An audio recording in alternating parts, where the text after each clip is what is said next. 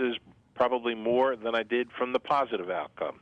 And then finally, I think it's all about teamwork. It's not about the leader standing in front of the pack. Yes, your responsibility is to help lead, shape, guide, and direct, but you can't do that as an individual.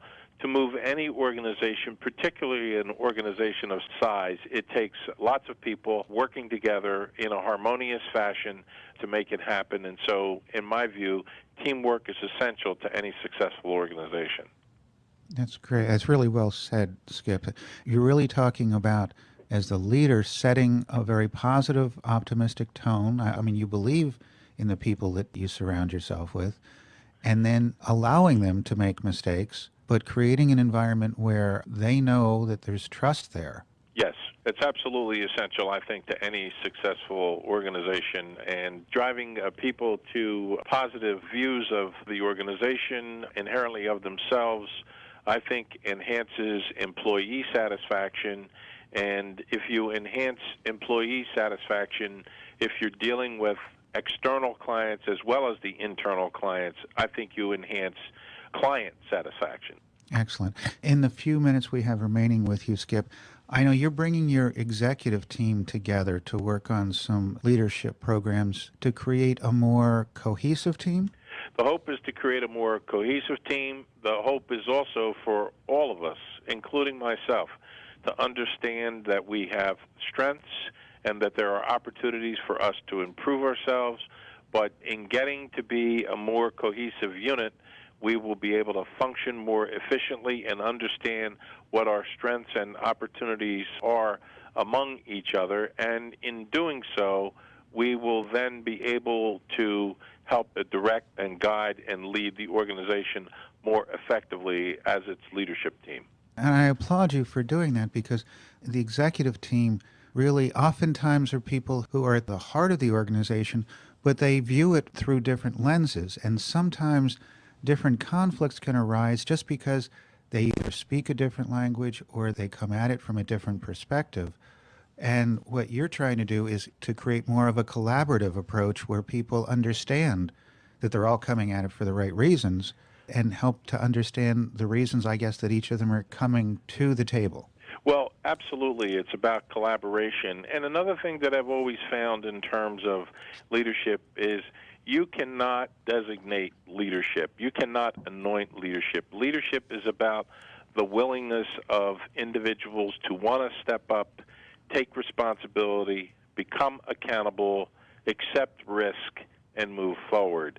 But you have to create an environment in which they feel that they can do the things that need to be done for an organization. And again, candidly, organizations do not succeed because of a single individual. Organizations succeed because everybody is in alignment and everyone understands the strategic vision and the tactical plan as to how to move that organization.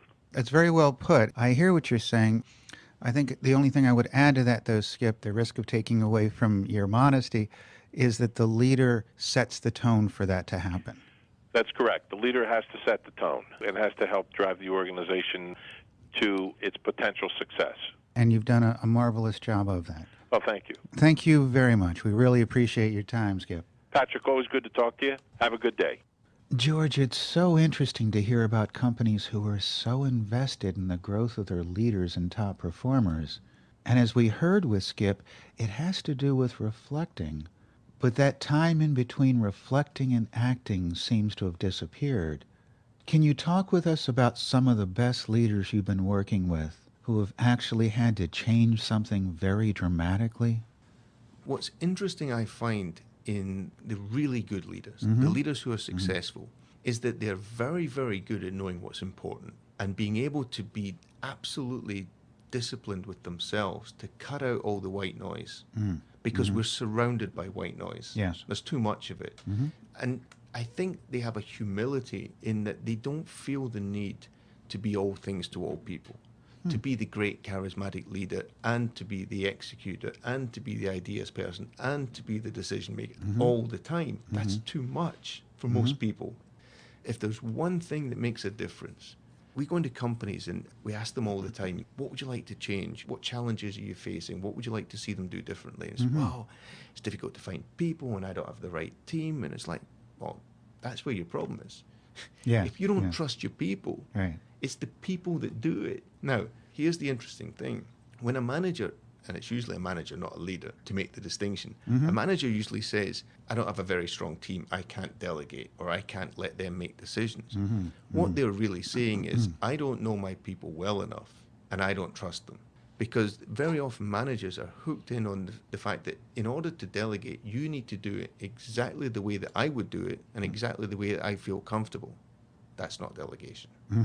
Right. What a leader does is says, you know, Patrick, the way that you do that is very different to how I would do it, but you get a good enough result and you're the resource that we've got to do that.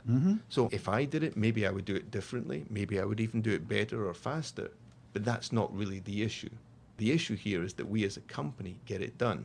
And I need you to do it because I need to do other stuff. That's what separates out these leaders.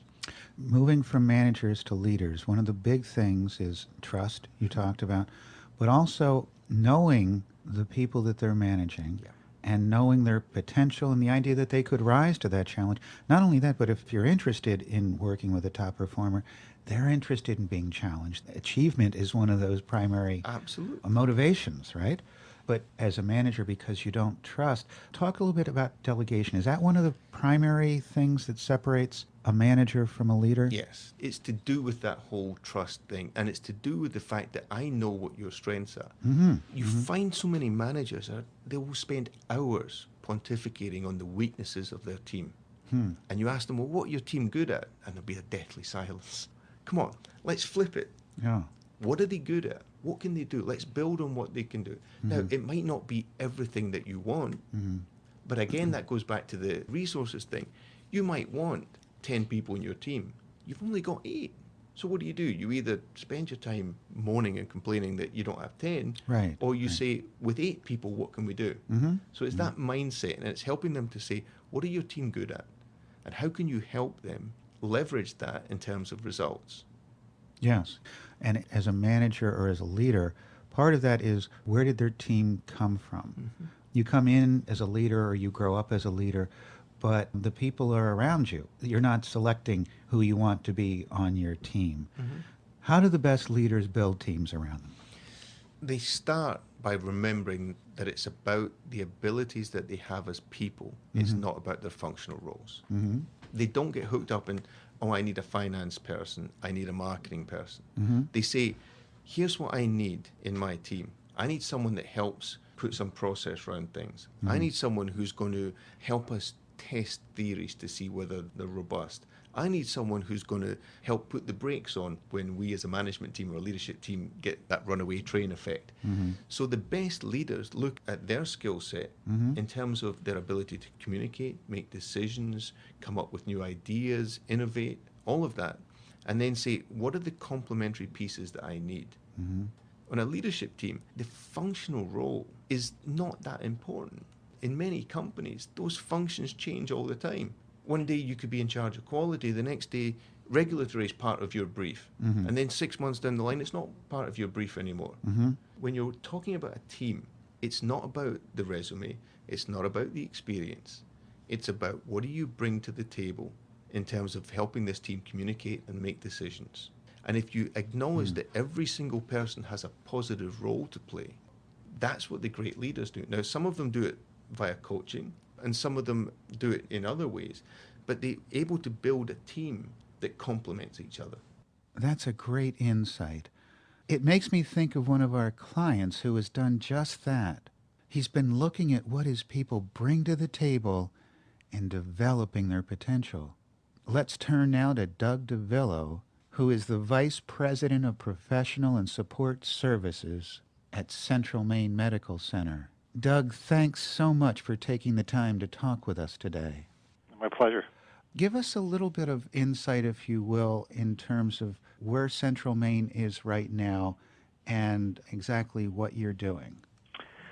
Well, Central Maine Medical Center, Central Maine Healthcare for that matter, while at the same time we're growing. Reimbursement cuts and increases in our contractual allowances and charity care has definitely caused us to look for ways to improve productivity and reduce our operating expenses, like most hospitals around the country. And so if we're going to continue to produce a healthy operating margin, we need a talented workforce that can respond to our system's need to perform more efficiently, and we need to continually look for ways to increase our productivity. Well, and there are certainly things that cannot be compromised when you're considering that, which makes it very, very difficult in that situation. You're talking about the care of your patients. Absolutely. Clearly, at the forefront of everything we do is a need to focus on excellence and quality and safety.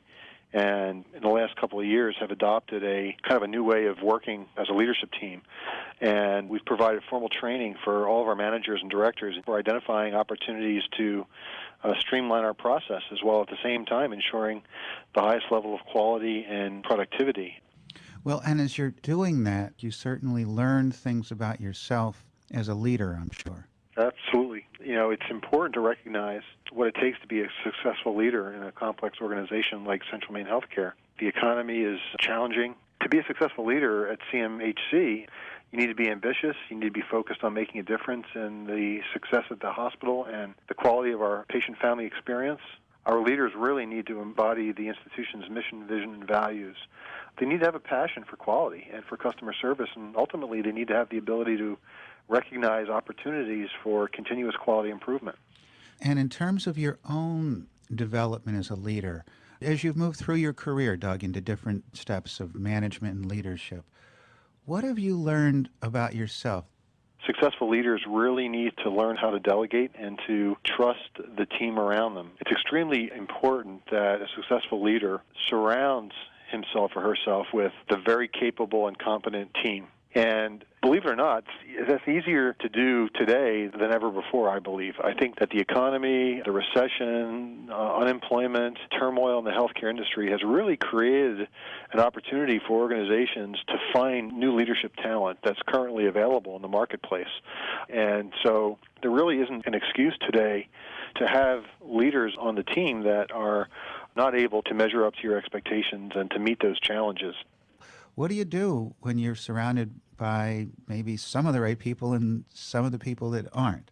You need to identify your expectations very clearly, and you owe it to your team to set those expectations in a way that's non-threatening, but is very clear and very specific and very measurable. Mm-hmm. And then you need to go through the process of working with each of your direct reports in a very systematic and thoughtful way to help them either grow into a position of leadership and effectiveness that meets your expectations and can get the job done in a way that will best benefit the organization. At the end of the day, there just isn't any room in our current healthcare environment to have anyone in a position of leadership responsibility that isn't 150% successful. The thing that I've seen time and time again throughout my career is that marginal leaders will become complacent and will stay where they are and be comfortable not moving forward and not progressing in a professional way. Talented and successful leaders, if not provided the opportunity to grow professionally and to exercise their skills and their capabilities, will leave the organization to seek those opportunities elsewhere. And so failure to recognize that obvious outcome almost creates an ineffective leadership team rather than building a successful one for the future. That's a very, very good and very strong message, and I think a lot of people lose sight of that, or perhaps think that whether you're talking about leaders or top performers, they think that a top performer or a top leader will raise the level of others. But that's not what happens. What happens instead is that they can get pulled down. What top performers want to be is surrounded by other top performers.